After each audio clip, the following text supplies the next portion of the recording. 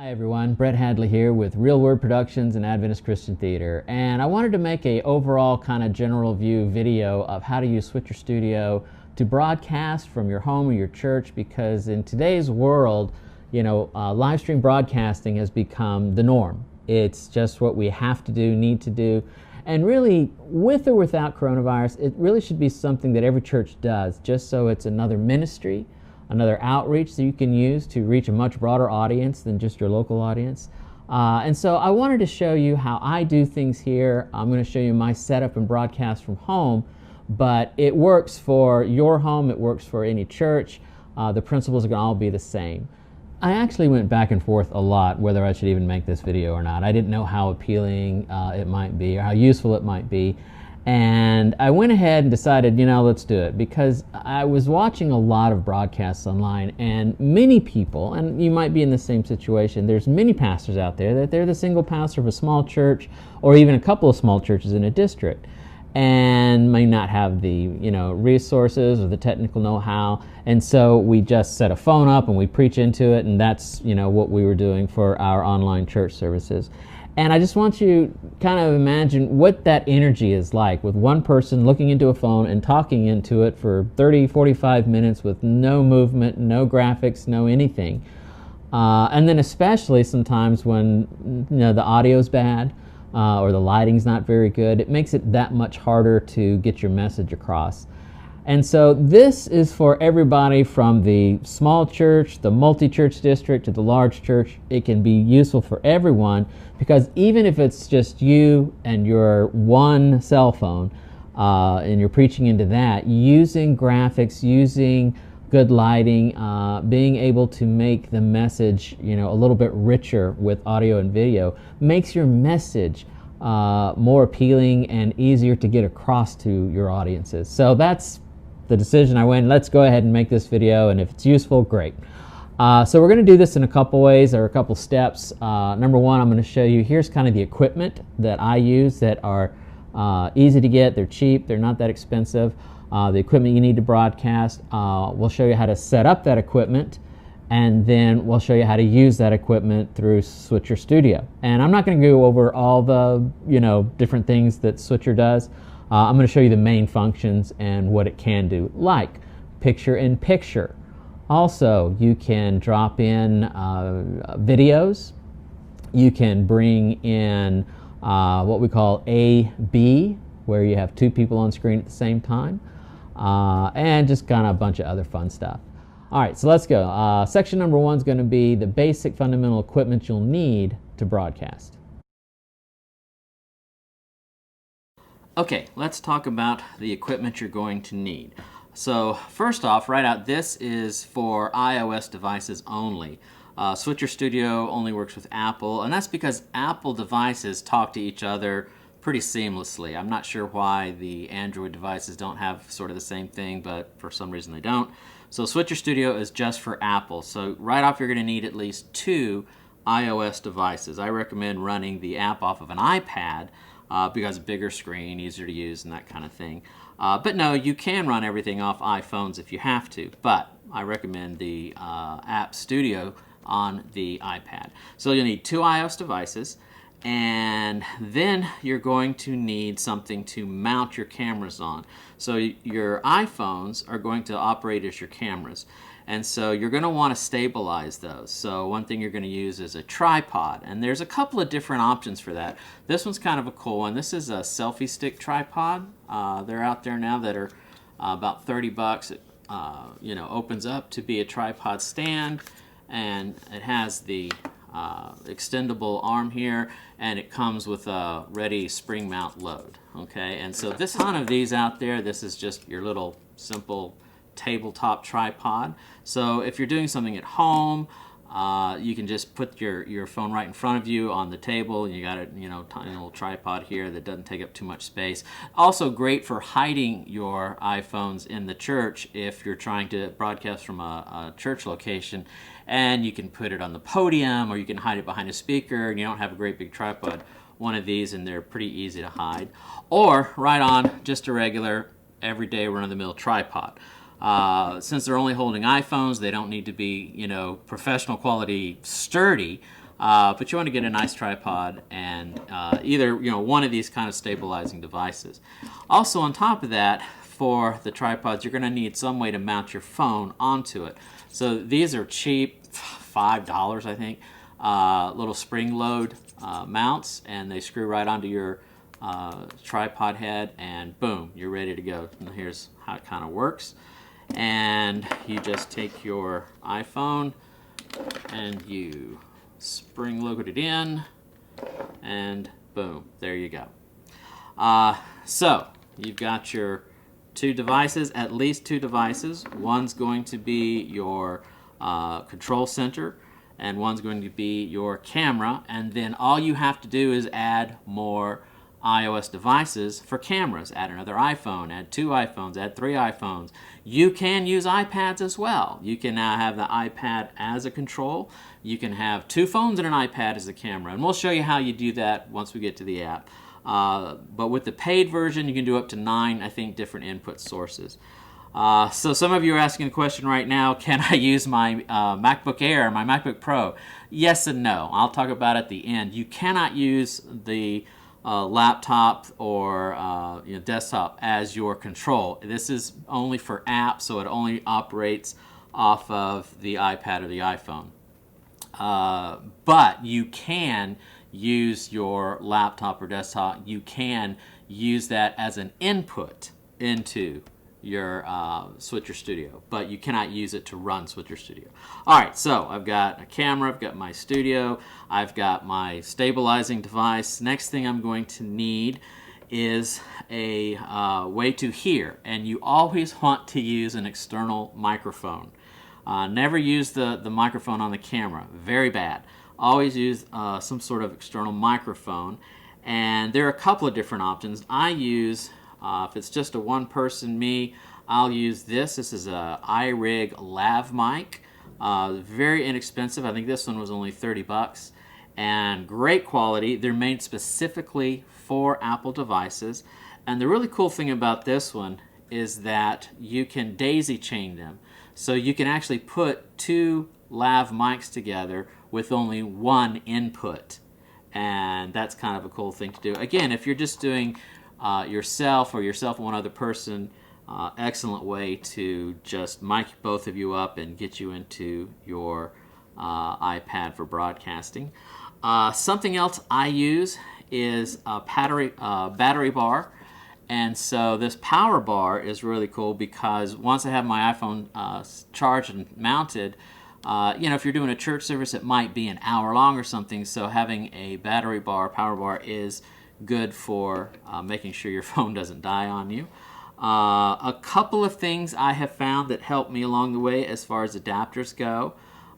Depending on how I'm going to do my internet, you might want a adapter so that you can get your Ethernet cable into USB. They also have Ethernet to Lightning, but this will get you into your internet if you want to hardwire. And also a USB to Lightning, and that helps if I want to get a digital audio signal into my broadcast. I'm going to show you how that works here in just a second as well. Something else I get, I have a 2 input output charger for my phones, because then when I'm ready to charge, I can charge my phone and I can charge my power bar at the same time, and when I'm done, I unplug them and boom, we're ready to go. Okay, and this is just for fun. This is one of my cases that I use. That's my, you know, streaming, roaming, take it with you wherever you go case, and it works like this. I just have the phone, it slides in there. I will have the mount, and I'll put the mount in here. I'll put my charger here, battery bar, boom. I take my 2 cables, 1, 2, and I'm done. I've got pretty much my whole setup here for, you know, just the camera on the iPhone and, you know, everything it needs. Shut it up, and it's a nice little protective carrying case, and that's how I use that. Okay, so let's show you how we set up some of this equipment, and also I'll show you how we connect audio sources. So either a single mic, or if you're going to use multiple mics because you have either at church you're doing a whole stage of people, or I have, like here in my house, I have Studio 1 and Studio 2 where we use two different mic sources and how to get all that in. But pretty much that's an overview of the basic fundamental equipment you'll need to at least get started. Although the last piece you need to know is you need good internet speed. And when I get to showing you how to test your internet speed using Switcher Studio, we'll show you the different speeds you need for different types of quality broadcasting. But rule of thumb, you're going to need at least 5 MPS up on your internet to have a decent broadcast. So you have to have pretty good internet to do good quality live stream broadcasting. So we'll show you how to check your internet speed and make sure you've got that. All right, so that's it for equipment. Let's move on to how to set up the equipment and use it. All right, I'm going to give you a quick tour of our studio here and show you kind of how we do things, how we use the equipment, how we set it up. As you can see, it's pretty much just our dining room. It's really not that big a deal, but we try and make it seem bigger when we split it up into 2 different shooting scenes. If you're a Doctor Who fan, we're bigger on the inside. So we do Studio 1 and Studio 2 and use 3 cameras and 2 mics for our setup. And let me show you how we do that. All right, so here's our camera number 1. So camera 1 is just sitting on one of the little tabletop tripods, and I've got it hooked up to a power bar so that we never run out of juice when we're broadcasting for an hour or so. And it's a straight-on shot, and it's for when I'm sitting here behind the desk. So this is usually our opening shot, and we'll frame it so that this camera's not out and everything, but pretty much right here, straight-on shot. With a 1 camera setup, and then I use a shotgun mic for my audio, which goes right into our soundboard. And that's pretty much it. This is our Studio 1 shot. Now Studio 2, over here, you'll see I've got 2 cameras. So we have camera 2 and camera 3. Camera 2 is our side shot, camera 3 is our straight shot. And so we can go back and forth between these 2 angles, and that's what helps keeps things moving along, keeps it more interesting. So when I'm done at Studio 1, I'll come over here, and Miranda, my wife, will be here, and she'll be sitting in this chair. I'll be sitting in this chair. And then we have this camera to look at, and we have that camera coming back and forth. And if we're not using that first camera, sometimes Aspen will turn it and we'll have actually 3 different angles, a straight, an angle, and an extreme side shot. And that makes things even more interesting because you want to change angles about every 30, 45 seconds, and it just keeps things moving along. And for this one, we use a shotgun mic as well. And this is connected into the soundboard, and that's our 2 audio sources. The last thing I want to show you is our lighting. And lighting makes a big difference if you can do it. I can show you how we do it for really, really cheap. I just use clamp lights that you can get at any hardware store. They're about 10 bucks. And you'll see over here, this one, that's one clamp light I use for the straight shot when I'm behind the desk. Over here, we use 3-point lighting. So I've got one up here, I've got one over here, and then I've got 2 back here for my halo or backlighting. And it's 4 lights that come in, and you can see one I gave a little color to in a red gel. The rest, they have a little piece of cloth on them. It's just scrap chiffon material that I got next to nothing at Hobby Lobby. And then I just secure them on with normal everyday clothespins. And again, I probably have 12 bucks invested in each one of these lights. And we've got really good creative lighting. Good lighting, 1, makes you visible, but 2, it really makes it more sculpted and molded so you pop out in 3D. It just makes you look a whole lot better, especially if you can get some backlight on your shoulders and the top of your head. So that's pretty much how we do it here. And let me show you now how we do our sound. So one of the easiest audio solutions is to use just a single mic and plug it straight into your iPad. Now this that I'm using is a iRig lav mic, and they're really inexpensive. I think they're 60 bucks, and they're great quality. You clip it on, they're made to go straight into iOS devices because they have the TRRS input, which is a whole nother video. But it's easy. You put it on, you plug straight into your iPad, and it's now the input for your Switcher Studio. So that's your audio source. That's the easiest way. Now, if you're going to use more than one mic, then you probably need to go to a small soundboard of some kind, and that will help you get multiple audio sources into Switcher Studio. And let me show you how we do that, because sometimes we'll use up to 3 different audio sources. To show you the audio setup we use, I have a small soundboard that I use because we have multiple audio inputs. You don't need a soundboard if you're just using one mic, but when you go beyond one mic, you need to use a soundboard to get the best sound and get all your sources into one place. So here we have a little PV board that I use. This connection here is just the headphones we use for monitoring. This mic 1 input is for the mic we use on the table, little shotgun video mic, and then this one over here is the connection for our straight shot over there. It's not plugged in at the moment because we're not broadcasting, but normally that cable will just plug into that shotgun mic over there. And that's pretty much the 2 setups we use, and I can add a couple more if I need to, but right now we're just using 2 mic inputs, 2 audio inputs right now. Now let me show you how we do the output and get our audio into the iPad.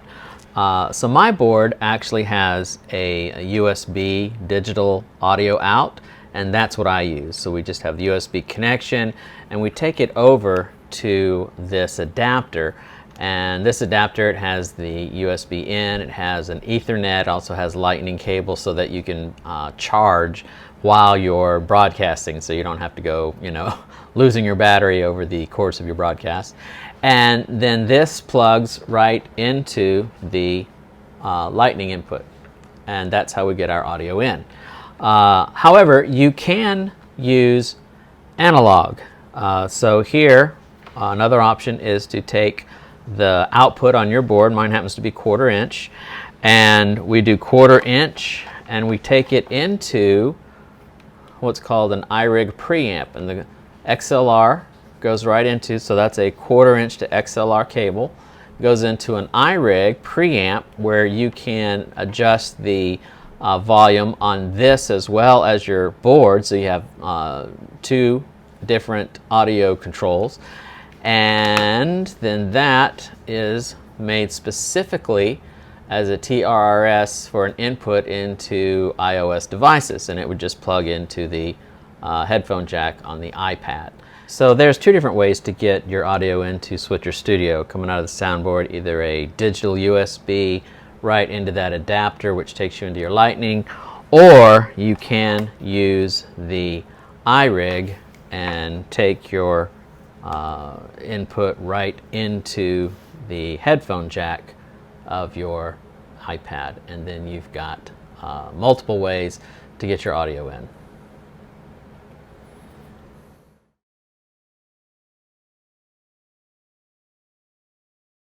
First thing you want to do is tap on the Switcher Studio icon. That'll open up the app, take you straight to the control screen. And that's where we're first going to connect our cameras. First, go to the device you're using as a camera, tap on the Switcher Studio icon, brings up this screen, tap Share this device. You'll see Share this camera or Share this screen, Share the camera. If you're running an older iPhone or older iOS, you'll come up with this where it's just the remote camera mode. You can't share the screen, but either way, once you tap that, it will start trying to connect to the iPad. Back on the control screen, just tap on the names of each one of your devices and they will connect, and you'll see them appear right there under your sources. And there's the 3 I've connected, my 3 different cameras, 3 different angles. And on the top right-hand window, that's your live window, what's going out to the world. There to the left of that is the preview. And so when you tap on a source, it goes to the preview. When you hit live, it goes over to live. Let's show you how to do your transitions now. You've got several fun transitions to choose from. The cross dissolve is usually the most commonly used one. It's very smooth, very professional, very clean looking. But you also have a wipe that you can change the directions of the wipe as well. There's a cube, and you can change the direction the cube flips as well. And you have a twist that you can also change which way it's going to twist, left, right, up, down. But like I said, the cross dissolve is the one that's used most commonly, and it gives you the nice, smooth, polished, professional look. One of the coolest features, I think, to Switcher Studio is that one person can run the whole thing from a single iPad.